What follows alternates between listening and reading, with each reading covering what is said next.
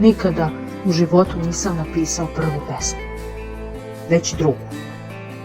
Prvu sam prepisao Desanke Maksimović. Tada sam bio učenik 3. razreda osnovne škole u jednom selu bez knjiga i svezaka i sa pisaljkama smo pisali na tablicama.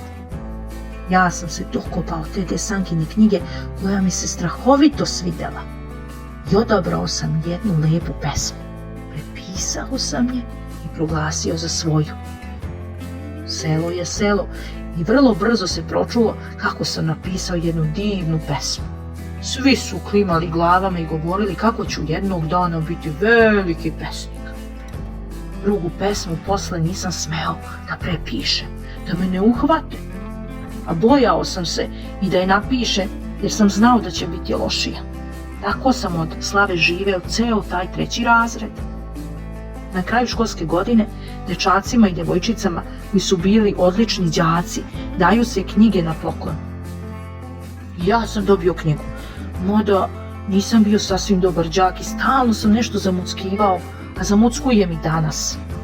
Za razliku od drugih koje su otvorene, moja je knjiga bila zapakovana u finu hartiju. Kada sam je otvorio, video sam da je to ista ona knjiga Desanke Maksimović. Moj učitelj mi je tako na jedan fin i perfidan način dao do znanja da sam nešto ukrao. Velika je sreća što je on to tada uradio. Da nije, možda bih krao celog života i onda verovatno nikada ne bih imao zadovoljstvo da nešto sam napravi. A najveće je zadovoljstvo kada čovjek nešto sam stvori.